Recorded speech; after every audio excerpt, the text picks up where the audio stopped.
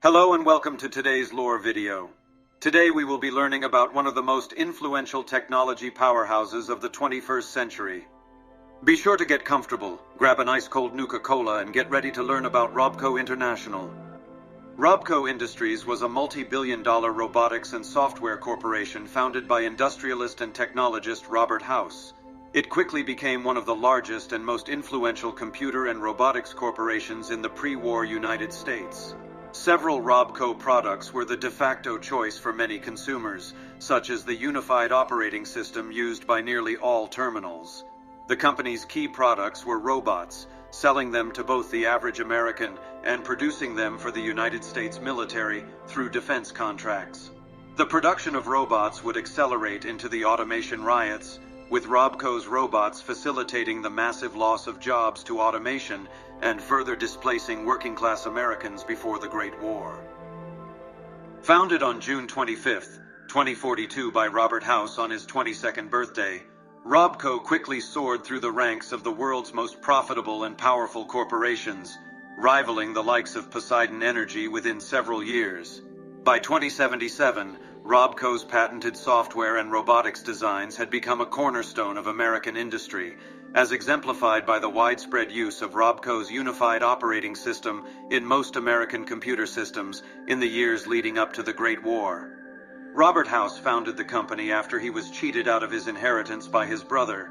By 2047, thanks to his business acumen, technical genius, and a Commonwealth Institute of Technology degree, it was one of the most profitable corporations on Earth. Its rise was aided by a Byzantine internal structure. The 27-year-old House deliberately structured the company like a maze to obfuscate his role and allow RobCo to effectively hide their practices.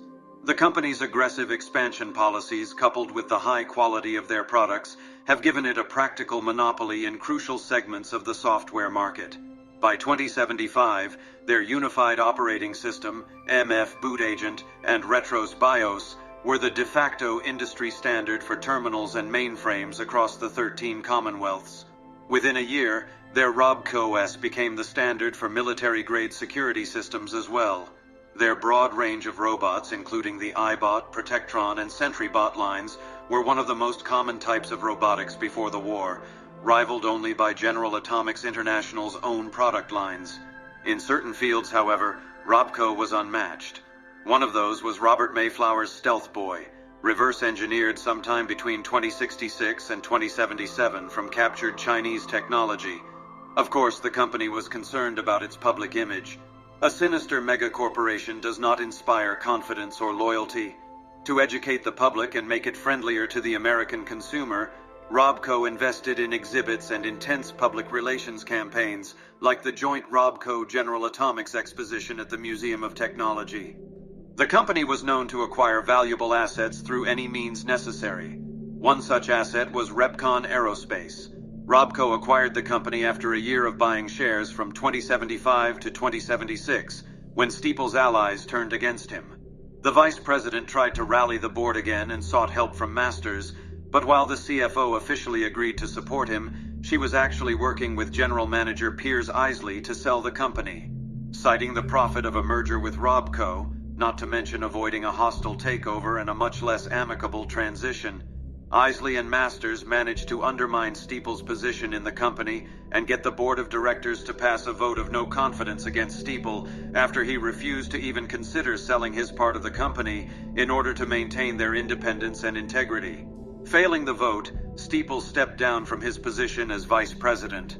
Carl Rook, transferred from RobCo's security division, became the next vice president, focusing on improving the security within the company. Robert House, CEO of RobCo, used the newly acquired company for a weapons research program for Colonel Moretti of the U.S. military, repurposing Repcon's proprietary plasma rocket propulsion system. H&H Tools Factory, the inheritance Anthony House stole from Robert, saw aggressive trading practices at the hands of RobCo in attempt to obtain their market share. RobCo also had the good fortune of forming lasting partnerships with other corporations. In fact, the joint venture with Vault-Tec, in which RobCo's Pip-Boy 2000 and Pip-Boy 3000 were selected as the personal information processors for Vault Dwellers, was widely considered one of the most successful joint ventures in the history of American commerce and industry. A number of vaults were built throughout the Mojave Desert, though only one is known of. In addition, RobCo also assisted in Vault 79's construction, adding military-grade defensive turret systems to the vault. The turret system was developed at the RobCo Research Center, known as the Semi-Autonomous Immobile Weapon Platform, to be used only for special government procurement. Another venture made was with that of the Nuka-Cola Corporation and their Nuka World amusement park, opening the RobCo Battle Zone as part of the grand opening of the Galactic Zone.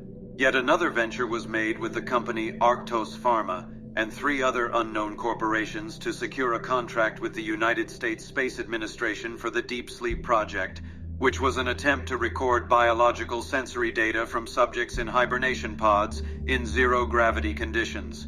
One of their largest ventures was with that of the Hornwright Industrial and Atomic Mining Services in order to bulldoze and take land from many residents of the Cranberry Bog, specifically Watauga National Park, and replace it with a fully automated city of the future, with the RobCo facility nearby, providing them with jobs and advanced technologies.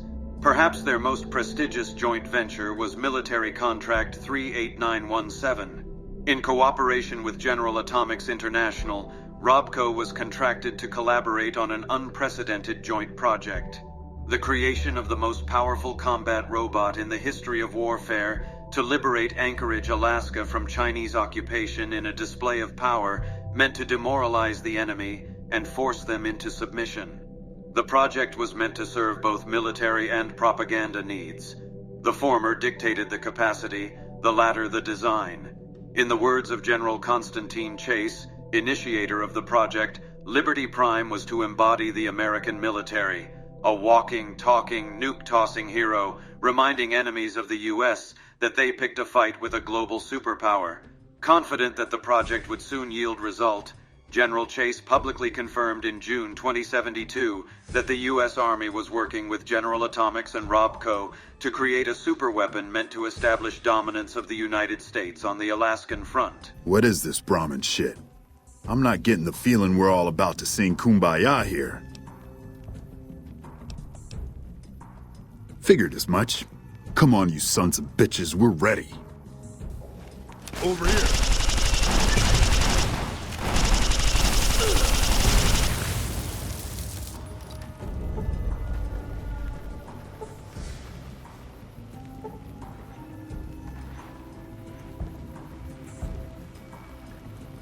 You know, I've had thousands of employees in my time. Few met my expectations. Fewer still surpassed them. Your performance has been nothing short of spectacular.